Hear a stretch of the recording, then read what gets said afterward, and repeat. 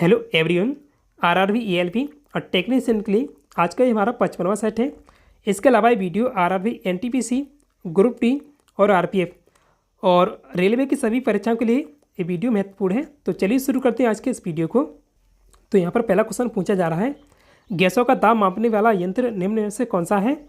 तो किसके द्वारा इसे मापा जाता है? गैसों के दाब को मैनोमीटर से मापते हैं। आंसर इसका बी है, मैनोमीटर। तो मैनोमीटर है जिससे गैसों का दाब मापा जाता है। पौधों में लचीलेपन के लिए कौन सा ऊतक जिम्मेदार है? तो इसके लिए जिम्मेदार है कोलेन कायमा ऊतक। आंसर इसका डी है, कोलेन कायमा ऊतक। तो कोलेन कायमा ऊतक है जिम्मेदार पौधों में लचीलेपन के लिए। कोलेन कायमा एक स्थायी ऊतक है यानी परमानेंट टिश्यू है। कोलेन कायमा बाह्य त्वचा यानी एपिडर्मिस के नीचे डंठल में उपस्थित होता है। कोलेन कायमा में जीवित कोशिकाएं होती हैं और सेलुलोज की उपस्थिति इसकी विशेषता होती है और यह उन अंगों के लचीलेपन के साथ अधिक तन्य शक्ति प्रदान करता है जिसमें यह पाया जाता है। भारतीय खिलाड़ी सुमित नागल किस खेल से संबंधित हैं? तो सुमित नागल भारतीय टेनिस खिलाड़ी हैं। तो इसका आंसर होगा ऑप्शन नंबर बी, टेनिस से। और उनका संबंधित राज्य कौन सा है? हरियाणा राज्य से संबंधित हैं सुमित नागल। ऊतक के कोशिकाओं की विभाजन क्षमता के आधार पर पादप ऊतकों को कितने प्रकार होते हैं या कितने प्रकार में इन्हें बांटा गया है? तो इन्हें दो प्रकार में बांटा गया है।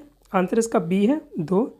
देखिए, विभाजित की ऊतक यानी मेरिस्टेमेटिक टिश्यू और स्थायी ऊतक के दो प्रकार के पादप ऊतक हैं यानी परमानेंट टिश्यू दूसरा वाला। भारतीय पैरा ओलंपिक समिति यानी पीसीआई का नया अध्यक्ष किसे बनाया गया है? तो इसका नया अध्यक्ष किसे बनाया गया है? देवेंद्र झांझरिया। तो आंसर इसका बी है, देवेंद्र झांझरिया। भारतीय पैरा ओलंपिक समिति की स्थापना कब हुई थी? 1992 में। और देवेंद्र झांझरिया भारतीय एथलीट हैं जिन्हें भारतीय पैरा ओलंपिक समिति का अध्यक्ष बनाया गया है। उन्होंने पैरा ओलंपिक रजत पदक विजेता दीपा मलिक का स्थान लिया है। यानी देवेंद्र झांझरिया से पहले जो भारतीय पैरा ओलंपिक समिति के अध्यक्ष दीपा मलिक थी। और देवेंद्र झांझरिया किस राज्य से संबंधित थे? राजस्थान से। उनके द्वारा कुल पैरा ओलंपिक पदक कितने जीते गए हैं? 3, जिसमें 2 स्वर्ण हैं और 1 रजत पदक है।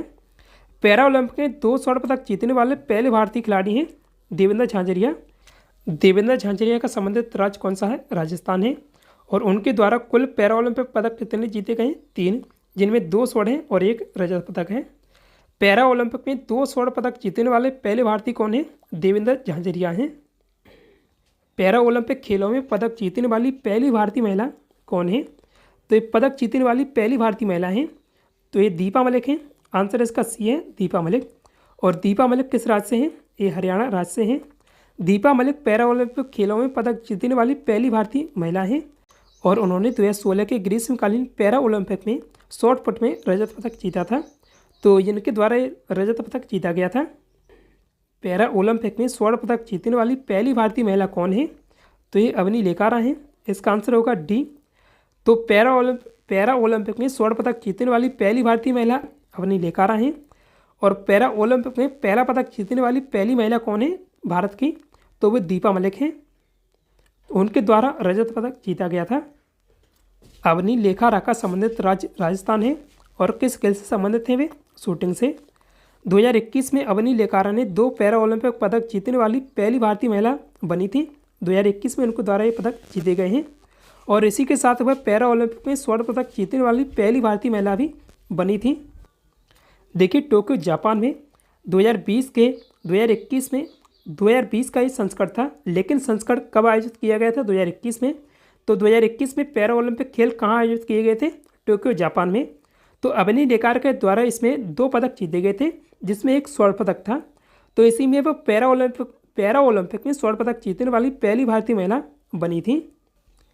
विभाजित की ऊतक या इंग्लिश में मेरिस्टेमेटिक टिश्यू के बारे में निम्न में से कौन सा कथन सही है? तो पहला ऑप्शन है, यह ऊतक ऐसी कोशिकाओं का समूह होता है जिसमें बार बार सूत्रीय विभाजन या माइटोसिस डिवीजन करने की क्षमता होती है। दूसरा ऑप्शन है, यह ऊतक अवयस्क यानी इमेच्योर जीवित कोशिकाओं का बना होता है। तो ये भी सही है। और इस ऊतक की कोशिकाएं छोटी, अंडाकार और बहुभुजी होती हैं। तो ये तीनों सही हैं। आंसर इसका डी होगा, उपरोक्त तीनों सही हैं। विभाजित की ऊतक के बारे में निम्न में से कौन सा कथन सही है? तो इसका पहला ऑप्शन है, इसकी भित्ति सेलुलोज की बनी होती है। ये सही है। दूसरा ऑप्शन है, प्रत्येक कोशिका घने कड़युक्त कोशिका द्रव्य या साइटोप्लाज्मा से भरी रहती है। ये भी सही है। इन कोशिकाओं में प्राय राजधानी अनुपस्थित रहती है। तो ये तीनों सही हैं। आंसर इसका डी होगा। उपरोक्त तीनों विकल्प सही हैं। कुश्ती में अर्जुन पुरस्कार 2023 के लिए कितने खिलाड़ियों को मिला है? तो 2023 में ये 2 खिलाड़ियों को दिया गया है कुश्ती में। आंसर इसका ए है 2। देखिए सुनील कुमार को मिला है, ये सुनील कुमार है, और ये अंतिम पंगाल महिला खिलाड़ी हैं। इन्हें भी 2023 का अर्जुन पुरस्कार मिला है। तो कुश्ती में 2 लोगों को 2023 के लिए अर्जुन पुरस्कार दिया गया है। विभाजित की ऊतक के बारे में निम्न में से कौन सा कथन सही नहीं है? तो इसका दूसरा ऑप्शन है इसमें एक बड़ा केंद्रक होता है। तीसरा ऑप्शन है कोशिकाओं के बीच अंतर कोशिकीय स्थान नहीं पाया जाता है। तो ये दोनों तो सही हैं। जो पहला ऑप्शन दिया गया है इन कोशिकाओं में प्राय राजधानी उपस्थित रहती है, तो ये गलत है, क्योंकि जो राजधानी है इनमें अनुपस्थित रहती है। राष्ट्रपति प्रोटेम स्पीकर की नियुक्ति संविधान के किस अनुच्छेद के तहत करते हैं? तो आंसर इसका सी होगा, अनुच्छेद 95 के तहत। तो एक क्वेश्चन यहाँ से ये बनेगा कि प्रोटेम स्पीकर की नियुक्ति कौन करता है? तो राष्ट्रपति। किस अनुच्छेद के तहत की जाती है? तो 95 के तहत की जाती है। तो आंसर इसका सी है, अनुच्छेद 95। अब प्रोटेम स्पीकर के बारे में कुछ डिटेल से देख लेते हैं। नई लोकसभा के गठन होने के बाद लोकसभा अध्यक्ष के चयन से पहले प्रोटेम स्पीकर की नियुक्ति की जाती है। तो लोकसभा अध्यक्ष के चयन से पहले प्रोटेम स्पीकर की नियुक्ति की जाती है। संसदीय परंपरा के अनुसार प्रोटेम स्पीकर की नियुक्ति सबसे वरिष्ठतम लोकसभा सदस्य को वरीयता दी जाती है, यानी प्रेफरेंस पहले सबसे वरिष्ठतम सदस्य को दिया जाता है लोकसभा में। वरिष्ठतम सदस्य सत्ता या विपक्ष का किसी का भी हो सकता है। इसके बाद सत्तारूढ़ दल संसदीय मामलों के मंत्रालय के जरिए प्रोटेम स्पीकर का नाम राष्ट्रपति को भेजते हैं और राष्ट्रपति प्रोटेम स्पीकर की नियुक्ति करते हैं। इसके बाद प्रोटेम स्पीकर की अध्यक्षता में सभी लोकसभा के सदस्य शपथ ग्रहण करते हैं। सभी सदस्यों के शपथ ग्रहण के बाद लोकसभा अध्यक्ष का चुनाव होता है और लोकसभा की पहली बैठक की अध्यक्षता प्रोटेम स्पीकर ही करता है और उसके बाद लोकसभा अध्यक्ष करता है। प्रोटेम स्पीकर की नियुक्ति तब तक के लिए होती है जब तक नया लोकसभा अध्यक्ष की नियुक्ति नहीं हो जाती है। नए लोकसभा अध्यक्ष की नियुक्ति नहीं होती है तब तक। प्रोटेम स्पीकर एक अस्थायी पद होता है। प्रोटेम स्पीकर एक अस्थायी स्पीकर भी कहते हैं प्रोटेम स्पीकर को। संविधान में प्रोटेम स्पीकर पद का जिक्र नहीं है, लेकिन संसदीय मामलों के मंत्रालय की नियमावली में प्रोटेम स्पीकर की नियुक्ति और शपथ का जिक्र दिया गया है। फाउंटेन पेन की निब की टिप बनाने में किसका उपयोग किया जाता है या किसका प्रयोग होता है? तो इसमें प्रयोग होता है प्लेटिनम का। आंसर बी है प्लेटिनम। प्लेटिनम जिसका प्रतीक चिन्ह पीटी है, किस संबंध में निम्न में से कौन सा कथन सही नहीं है? तो पहला ऑप्शन है आधुनिक आवर्त सारणी के ये 6ठे आवर्त में स्थित है, ये सही है। और दूसरा है परमाणु क्रमांक इसका 78 होता है, ये भी सही है। प्लेटिनम ना तो वायु द्वारा ऑक्सीकृत होता है और ना ही हाइड्रोक्लोरिक अम्ल में घुलता है, यानी HCl में। तो ये तीनों सही हैं। जो आंसर गलत है वो ऑप्शन नंबर बी सही है। यह आधुनिक आवर्त सारणी के ग्रुप 11 में स्थित है, तो ये ग्रुप 11 में स्थित नहीं है। देखिए प्लेटिनम आवर्त सारणी में यहाँ पर है। ये परमाणु क्रमांक इसका 78 है और आवर्त कौन सा है? 6ठा है। और ग्रुप कौन सा है? 10वां है। रक्त परिसंचरण के आविष्कारक कौन है? तो रक्त परिसंचरण का आविष्कार किया था विलियम हार्वे के द्वारा किया गया था। तो आंसर इसका बी होगा, विलियम हार्वे। प्लेटिनम के संबंध में निम्न में से कौन सा कथन सही है? तो इसका पहला ऑप्शन है एक संक्रमण धातु है, यानी ट्रांजिशन मेटल है। दूसरा ऑप्शन है, तो पहला ऑप्शन सही है। दूसरा ऑप्शन है प्लेटिनम को सफ़ेद सोना या वाइट गोल्ड भी कहते हैं, तो ये भी सही है। इसे एडम उत्प्रेरक भी कहते हैं, ये सही है। और ये अपने निपेच के अलावा निकेल और ताम्र अयस्कों से मिला रहता है, तो ये तीनों ऑप्शन सही हैं। तो आंसर इसका डी होगा, उपरोक्त सभी सही हैं। खालिस्तान पादपों का एक सम्मेलन ऊतक है जो भोजन मुख्यतः शर्करा और अन्य जैविक पदार्थों को पत्तियों से पौधे के अन्य भागों तक पहुंचाने का काम करता है, तो ये फ्लोएम ऊतक है। आंसर इसका ये होगा, फ्लोएम ऊतक। तो देखिए जो भोजन पहुंचा रहा है तो फूड से याद रखिएगा, फूड कौन पहुंचाता है? फ्लोएम ऊतक। तो फूड और फ्लोएम ये दोनों मिल जाएंगे तो ऐसे ट्रैक बन जाएगी। तो पादपों में भोजन को कौन पहुंचाता है?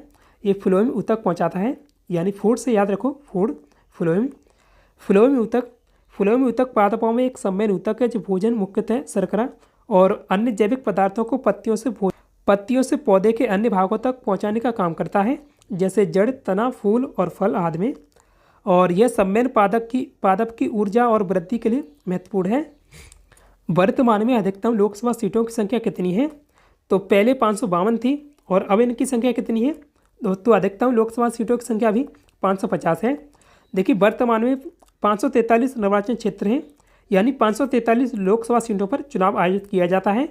इस बार 543 लोकसभा सीटों पर चुनाव आयोजित किया गया था, जबकि अधिकतम लोकसभा सीटों की संख्या 550 है, इतनी भरी जाएंगी।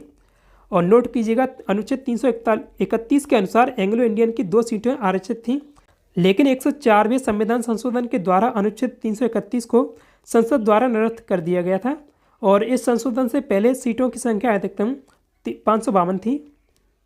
15 अगस्त 1947 को बनी कैबिनेट में देश के पहले परिवहन मंत्री कौन थे? तो देश के पहले परिवहन मंत्री थे जॉन मथाई। आंसर इसका सी होगा, जॉन मथाई। बोरॉन, जिसका प्रतीक चिन्ह बी है, आधुनिक आवर्त सारणी के किस ग्रुप में स्थित है? तो ये ग्रुप 13 में स्थित है। आंसर इसका ये है 13। अब देखिए पीरियोडिक टेबल में आवर्त सारणी में इसका स्थान यहाँ है बोरॉन का। देखिए 13वां ग्रुप है और ये आवर्त कौन सा है? आवर्त इसका दूसरा है और परमाणु क्रमांक 5 है। बिहू, बिछुआ, सतरिया निम्न में से किस भारतीय राज्य के लोक नृत्य हैं? तो बिहू, ये बिहू से याद रखो। तो बिहू किस राज्य का है? असम का लोक नृत्य है। तो बिहू, बिछुआ, सतरिया ये तीनों लोक नृत्य असम के हैं।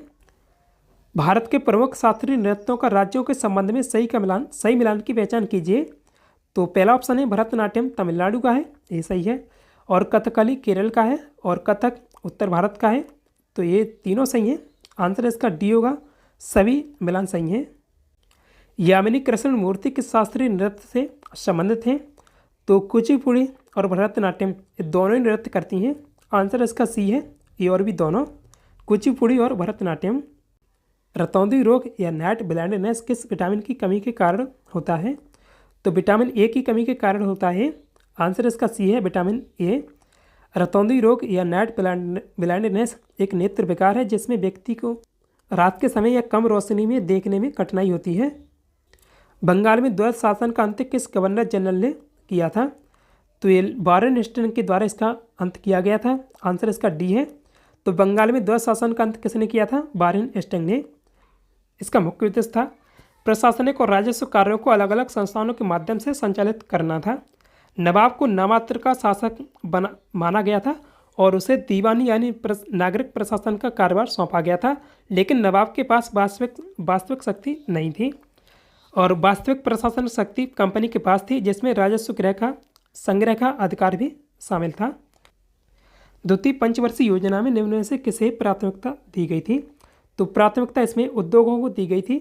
आंसर इसका बी है, तीव्र औद्योगिकीकरण को। द्वितीय पंचवर्षीय योजना की समय अवधि कब से कब तक थी? तो इसकी समय अवधि 1956 से 1961 तक थी। तो आंसर इसका ये होगा, 1956 से 1961। पीएम नरेंद्र मोदी के तीसरे कार्यकाल 2024 में कैबिनेट के सबसे युवा सदस्य कौन बने हैं? तो इस कैबिनेट के सबसे युवा सदस्य राम मोहन नायडू बने हैं। आंसर इसका ये होगा, राम मोहन नायडू।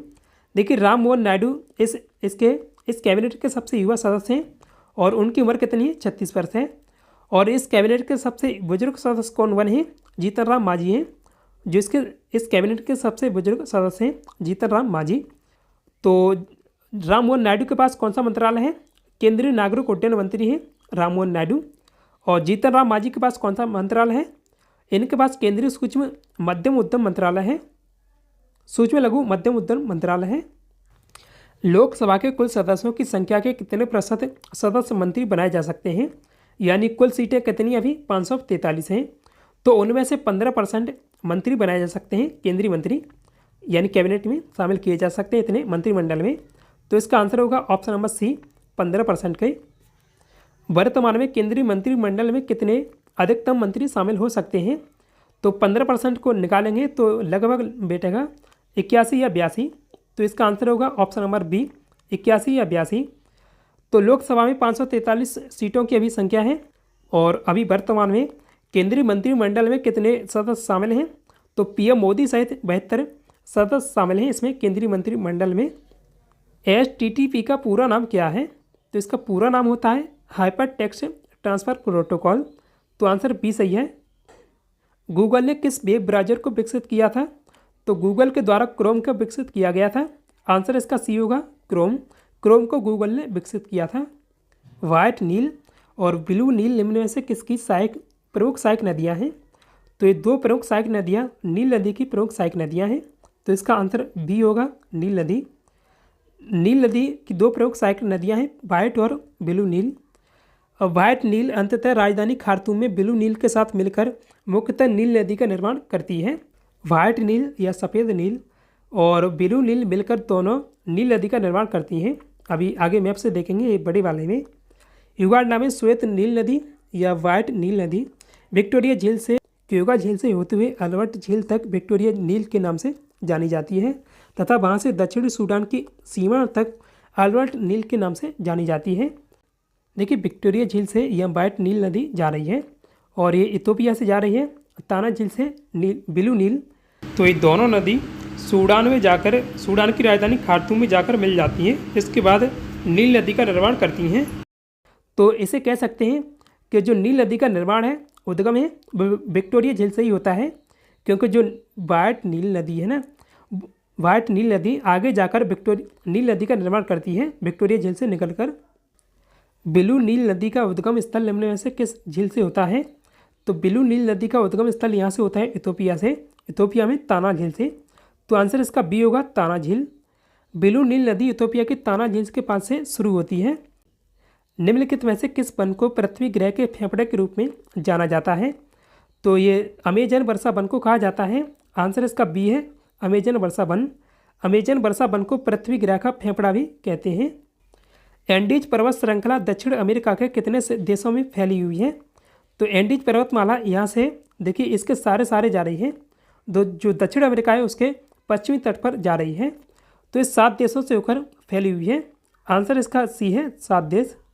जिनमें एंडीज पर्वतमाला का विस्तार है वो देश ये हैं, ये अर्जेंटीना ये वाला है, और चिली ये है, बोलीविया तो बोलीविया में भी इसका विस्तार है, पेरू ये है, और इक्वाडोर तो इक्वाडोर ये वाला है, और कोलंबिया तो कोलंबिया में भी इसका विस्तार है, और वेनेजुएला तो वेनेजुएला कहाँ है? वेनेजुएला ये है, तो वेनेजुएला में भी इसका विस्तार है। एंडीज पर्वत श्रृंखला का विस्तार किस दक्षिणी अमेरिकी देश में नहीं है? तो ब्राज़ील में नहीं है। आंसर इसका डी है ब्राज़ील। अर्जेंटीना में है, चिली में है, और बोलीविया इन तीनों देशों में है जो दिए गए हैं। एशिया की बाहर सबसे ऊंची पर्वत चोटी या श्रृंखला कौन सी है? तो एशिया की सबसे ऊंची चोटी माउंट एवरेस्ट है, लेकिन एशिया की बाहर पहुंची गई है तो एंडीज पर्वत श्रृंखला है, एंडीज पर्वतमाला।